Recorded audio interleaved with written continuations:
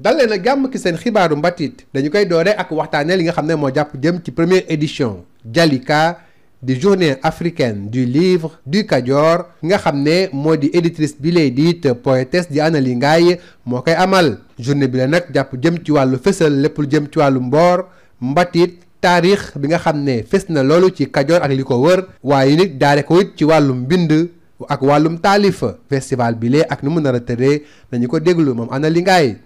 Annaly Ngaye maa ngi lay nuyu. maa ngi lay nuyu bu baax Amdi Moustapha. taalifkat nga nekkit kuy bind nekk di mool ay téere waaye fu mu nekk nii da nga dugg ci nag événement culturel.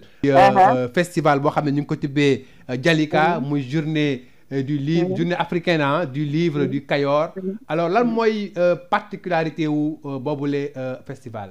waa jërëjëf Amdi Moustapha kontaan naa trop ci question bi di wax ne journée africaine du livre du Kajoor bi nga xamante ni ngaay lay am ci weer bi ñu nekk ci fukki fanu ñeent yi ba jëm ci fukki fanu juróom-benn yi donc ci thème bi nekk tey le livre en partage écrire lire et penser l'Afrique depuis le Kajoor donc ay bis la yoo xamante ni dañuy màggal li nga xamante ni mooy lecture ak bind ak xalaat jëm ci yi nga xamante ni mooy dendu Afrique te dañuy jox ay espace rencontre yoo xamante ni dinañ mën am foofu ay atelier d'écriture pour xale yi ak ñu mag ñi dinañ def ay panel aussi mais particularité bi nga xam mooy dañuy lëkkale li nga xamante ni mooy patrimoine ak li nga xamante ni mooy mboor ak li nga xamante ni mooy littérature léegi nag xam naa mboor moom xam naa ko mais yi si des xaw ma nuñ koy waxee wolof donc ci loolu la ñuy lënkale ndax bu ñu xoolee ni Kajoor dafa nekk suuf boo xamante ni dafa bëri mboor bëri caada bëri lépp n'est-ce pas parce que fa la dammeel yi foofu moo nekk berceau wu dammeel yi mooy lalu dammeel yi fa lañ nekk ndax boo demee di nga fa gis kër Amadou Yàlla fa la Dexale nekk fa la Palen Dedd nekk ak yeneen yu mel ni ñoom donc tey loolu ñu ci bëri bind nañ ko mais bind yooyu fësul donc tey journée yooyu ce sera l'occasion day tax dellu siwaat ci littérature bi daal di ñëwaat ci li nga xamante ni bind nañ ko ci Kajoor ñu xool place am ak patrimoine bi pour xale yi nga xamante ni xamuñu pour la transmission pour ñi nga xamante ni ñu jox leen ko ay références. Voilà. alors ci wàllu programmation ñëw ci justement activités yi war a am ci biir festival bi ak noonu la ñuy def justement ngir jëmmal justement programme boobu ak contenu bi surtout. waaw ni ñu koy jëmmale mooy dinañ def panel am na cérémonie d'ouverture officielle bi mi ngi am le 14 à 16h ci benn résidence Kër Maam Astou donc foofu dinañ fa def am leçon inaugurale dina am ay suñu invité yi nga xamante ne ñi ngi jógee Bénin jógee Côte d'Ivoire jógee Burkina Faso ak Tchad ak un peu partout ci biir Sénégal ci nord ba sud est ba ouest donc dinañ am ay gan donc panel yooyu dañu koy def dinañ dem tam visiter écoles yi def ay atelier ak ñi nga xamante ni ñoo nekk ci daara yu diggu doomu yi dinañ def tamit benn activité bu ñuy wax doxantu bu ànd ak ay livres donc dañuy wër ci biir dëkk bi ak ay voiture mooy calèche daal di def représentation théâtrale li nga xamante ni dammeel yi ànd ak xiin xam nga ku dégg xiin rek tey di nga xalaat Baay Faal yi mais xiin bu njëkk ba buñ ko jiinee rek ay da ngay xam ni loolu yëfi buur moo tax yëfi buuru Kajoor donc Kajoor am na junjuñ am na xiin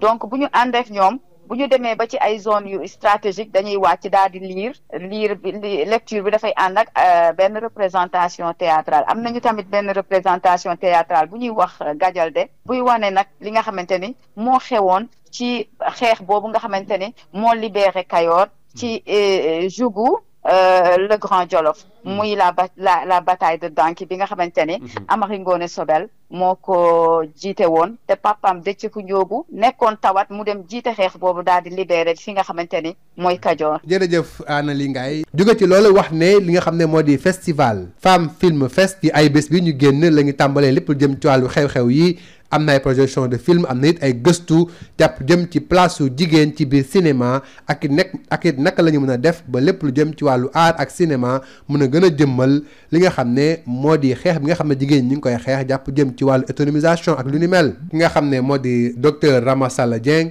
moo jiite festival bi di ci andi ay leeral. Le festival, la première édition s'est tenue en 2023 parce qu'on a tenu à célébrer la première femme à avoir réalisé un film commercial. Elle s'appelle Safi Faye et elle est décédée en 2023. festival bi la édition bu njëkk bi ñu ngi ko amal ci 2023 ndax kat dañ doon bëgg sargal jigéen bi nga xam ne moo njëkk réalisé film documentaire ñu koy woowee Safi Faye Safi Faye moom ñoo daal génn àdduna atum 2023 bëgg na it fàttaliku ki nga xam ne moo di Khady Sylla nekkoon bindkat nekkoon it cinéaste nekkoon ku am solo jàpp jëm ci wàllum aada ak cosaan fii ci réew Sénégal. ren nag ponk bi ñu jàppoon wala ponk yi ñu jàppoon moo di activisme écologie ak démocratie moo tax daal di sélectionné nag ay film bokk na ci juróom-ñaar yoo xam ne bokk nañ ci compétition bi ba dugg nag ci ay réew yu bëri te wuute fii ci Afrique. am nañu jógee Mali jógee Niger Sénégal am nañ ci ñaar am nañ ci sax ku tudd Massow Ka moom filmam dafay waxtaanee jàpp jëm ci wàllu écologie ak ci jafe-jafe am ci pêcheurs yi nekk nappkat yi nekk foofu la ca Guet Ndar waaye tey ci lancement bi lay dañu leen tegal film le prix du pardon bi nga xam ne Mansour Soro Wade moo ko defoon ki nga xam ne nag moo nekk actrice principale bi di Rokhaya Niang moom la ñu sargal moo tax ñu daal di teg film moom boobule. bi ma ko waxee dañoo lancé woon appel à candidature am sax lu toll ci 30 films yi ñu jotoon ci lañ tànn nag juróom-ñaar yi lee waaye tey dañuy sargal Rokhaya Niang war a teg filmam. booy xool festival bi tàmbali na semaine passée ndax am na partie boo xam ne gëstu la ci wàllu recherche amoon nañu ay panel ay waxtaan yu am solo amoon nañu ay diffusion film ci ay musée de civilisation noire ak feneen tey nag la ñuy wéyal li nga xam ne moo jàpp jëm ci wàllu festival bi am nañu loo xam ne dinañ ko ci def jàpp jëm ci wàllum film littérature ay texte waaye it lépp lu jëm ci wàllu photographie loolu yëpp nag exposition boobu la dañ koy def nañ ko fii ci Dakaru daañu ko yóbbu Saly dañ ko yóbbu Saint-Louis niki noonu yëpp daañu yeggale festival bi fële ca Toubab Dia. Les films avec cette séance de projection qui commence aujourd'hui à Pathé, qui se tiendra dès demain au musée des civilisations noires et qui se terminera ce week-end à Toubab Dia. fii la ñu ndar keppee seen xibaaru mbatit jërë ngeen jëf ci déglu bi.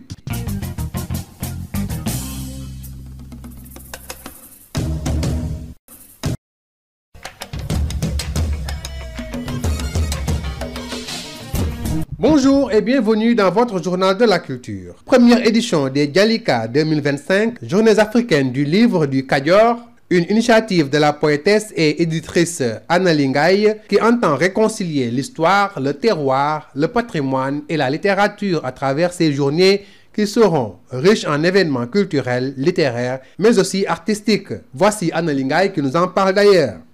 Annaly Ngaye, bonjour. Bonjour Amdi Moustapha. Vous êtes poétesse, éditrice et initiatrice maintenant des Djalika. Alors, première édition qui s'annonce très bien, on peut dire. Une littérature au service du patrimoine, du terroir. Dites-nous, qu'est-ce qui fait la particularité de votre festival que vous comptez organiser au Cayor? Merci beaucoup pour la question qui est très pertinente.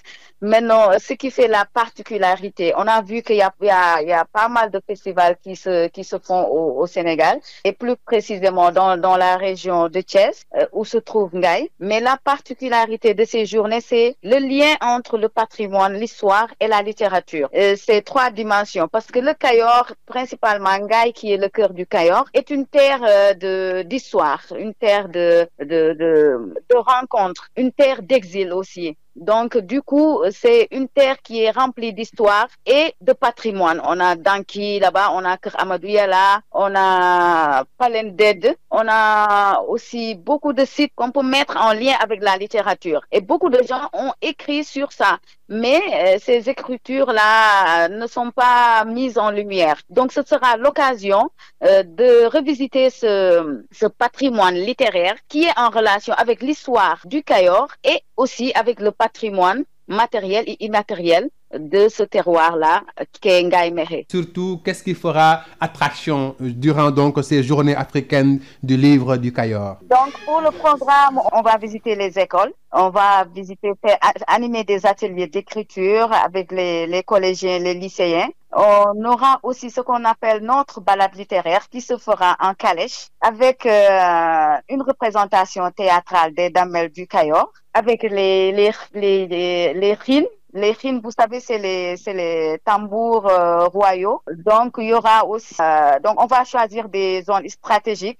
Dans les artères de la commune, on descend, on fait des séances de lecture et puis on remonte, on continue. C'est une procession en quelque sorte, une procession littéraire. Et il y aura aussi un spectacle de Gadialdé, une représentation de 1549, à savoir la bataille de Danki. Enfin, vous savez que le Kadior est une terre d'histoire, de savoir et de culture. Il a toujours été un foyer intellectuel majeur du Sénégal. Et on a vu que l'accès aux livres, aux espaces de lecture et aux initiatives éditoriales ils sont très limités. Donc, c'est dans ce contexte-là qu'est né ce projet de festival du livre du Kadior, qui ne concerne pas seulement la commune de Mékhé, c'est Mékhé et 4 communes environnantes, à savoir la commune de Koul, la commune de Mérina Dakhar, la commune de Mewan et celle de Pekes. Rappelez-nous les dates, s'il vous plaît. C'est du 14 au 16 novembre. Merci beaucoup, Anna Lingay. Et puis le festival Cinéfest Femmes officiellement lancé. Cinéfest Femmes, un festival qui se veut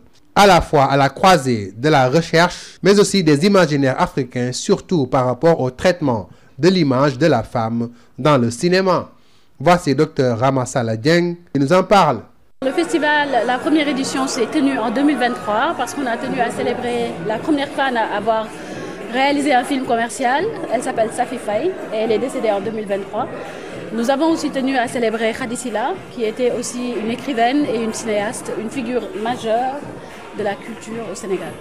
Donc cette année, nous avons voulu célébrer l'activisme, l'écologie et la démocratie en sélectionnant des films traitant de ce thème. Nous venons du Mali, du Niger,